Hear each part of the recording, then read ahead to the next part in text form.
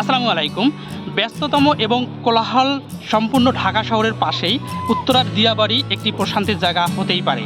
আপনি আপনার ঢাকা শহরে কাজের মধ্যে ছোট্ট বিরতিতে এই দিয়াবাড়ির লেকটাতে আসতে পারেন। এখানে অসাধারণ ভিউ, চারদিকে যদি আমি আপনাকে একটু দেখানোর ট্রাই করি, অসাধারণ একটা ইমেজ, অসাধারণ একটা ভিউ এই দিয়াবাড়ির এই লেকটিতে। আমরা এখন একটি ছোট্ট কায়াক নিচ্ছি, যে কায়াকটাতে আসলে প্রতি 30 মিনিটের জন্য জনপ্রতি 100 টাকা টিকিট দিতে হয়। আর আরেকটা ইন্টারেস্টিং বিষয় আপনাদেরকে আমি দেখাই। দেখেন, আমার সাইডে বেশ কিছু ছোট্ট ছোট্ট ভাসমান রেস্টুরেন্ট আছে, যেগুলোতে যেতে গেলে আপনাকে 20 টাকা টিকিট দিতে হবে।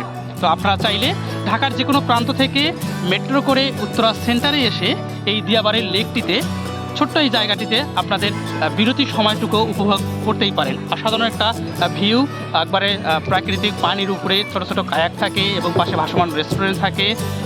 সাইডে যে মেট্রো আছে, পিছনে উত্তরার অনেক উন্নত একটা আসলে সিটি বলা চলে, এই সিটি রয়েছে।